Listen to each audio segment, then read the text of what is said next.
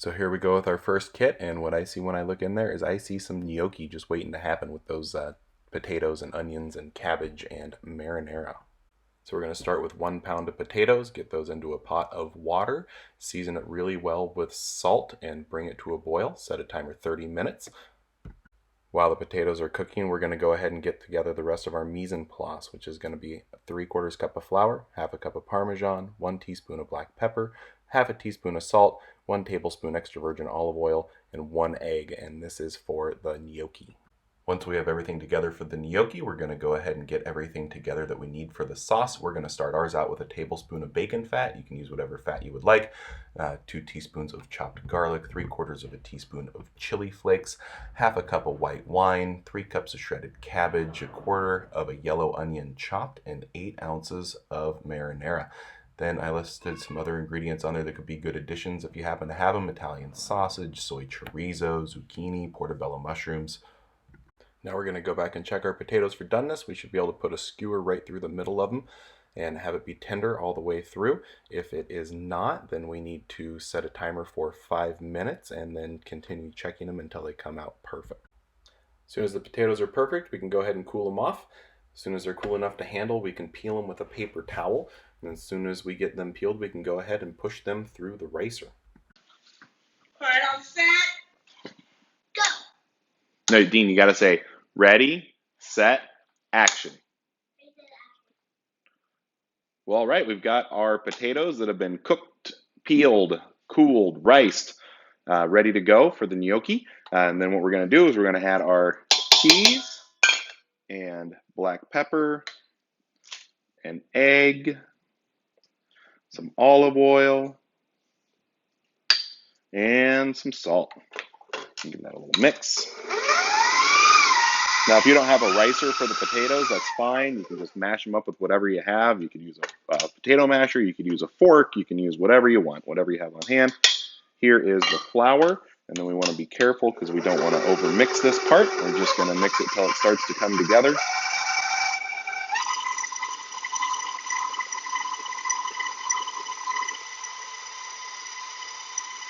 And that is good.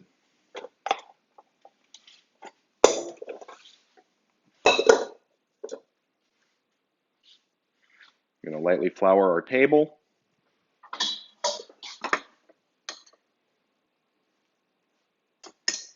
Turn all our dough out onto it. And then we're just going to knead it a little bit. A little more flour.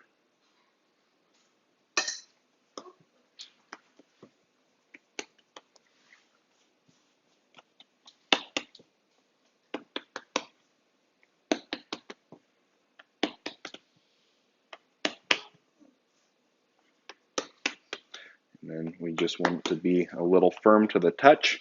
We're going to put it in the fridge for about an hour, let it rest, and let all the flour hydrate.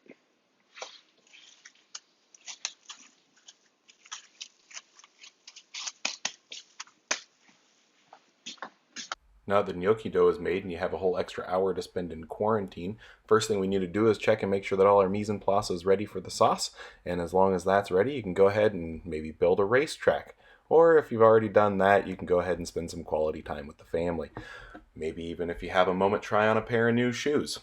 Now that our hour is up, we can go ahead and pull our gnocchi dough out of the fridge, dust it with a little bit of flour, cut it into quarters, take those quarters, roll them into ropes that are about 1 inch in diameter, and then cut those ropes into pieces that are about 1 inch long. So then the last part of making the gnocchi is you just want to kind of roll it out on the counter. Get it about a 1 inch diameter, and then we're going to cut little pieces that are about 1 inch. So you end up with all these little dumpling looking things, little pillows of love. And you know, you can go through and roll them on a fork if you really want to go traditional with it. I prefer, excuse me, the rustic look. So I'm going to leave them just like this. All right, so we're ready to put this all together. So starting at the end over here, we got our gnocchi. We've got our little cup with a ladle in it so we can take out some of our cooking water for finishing the dish later. We got our vessel that we're going to land in. We have our garnishes ready. We got our pot of water that's boiling. And then just like any other fresh pasta or dumpling, you want to get your sauce done first before you cook your pasta. So we're going to heat our skillet up, get it nice and hot, and then what we're going to do is we're going to add our bacon grease, let that melt. We're going to follow it with our aromatics, which is the chopped garlic and the chili flakes. And then we're going to hit it with our onions and our cabbage. We're going to cook that down for a little bit, deglaze with the white wine, and then finish with the tomato sauce. So, here we go. All right, so we've got our garlic. Give it a toast.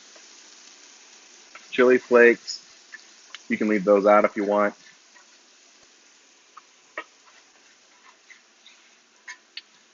If you don't want to use bacon grease in this, or you don't have bacon grease, feel free to use whatever oil you do have.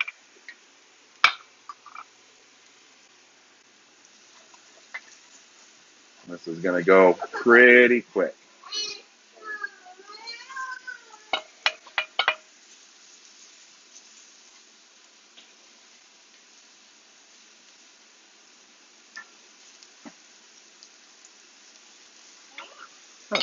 Give it a little salt and pepper.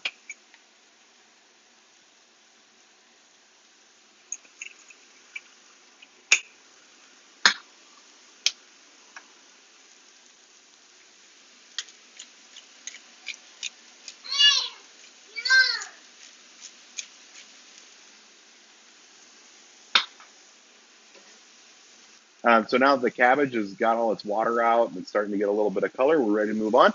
Add the wine.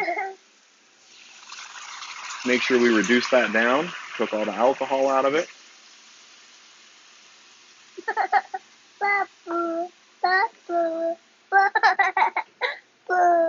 You want one of these? Hey, that is what you do with it. We're doing a test one. Perfect. You're going to be the first one to try it. Go ahead and add the marinara. You can use homemade, canned. This is canned.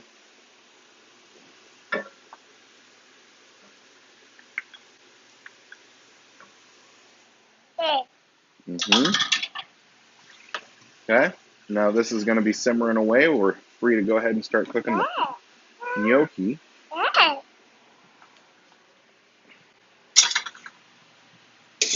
Take out our little tester one.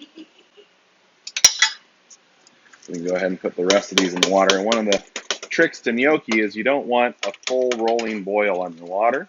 You want it to be boiling, but not super hard. Try it.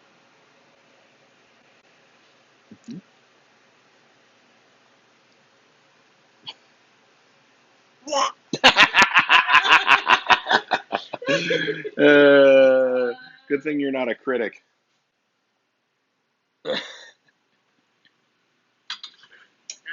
So, and then as the gnocchi begin to start floating, then we're going to want to take it another 4 to 5 minutes. All right, so the gnocchi are cooked. So what we're going to do is we're just going to grab a little bit of this water, just in case we need it. Loosen up our sauce in the end.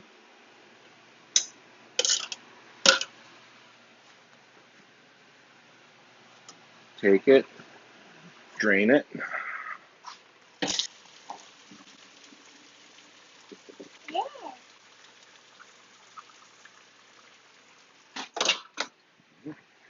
And we can just fold it into our sauce. Gently. I think that actually looks pretty good. I don't think we need to add any of our water, but it's nice that we saved it just in case.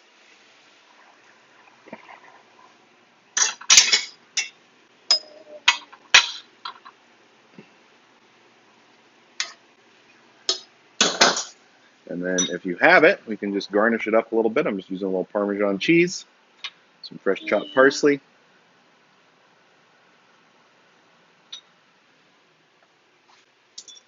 And that is it.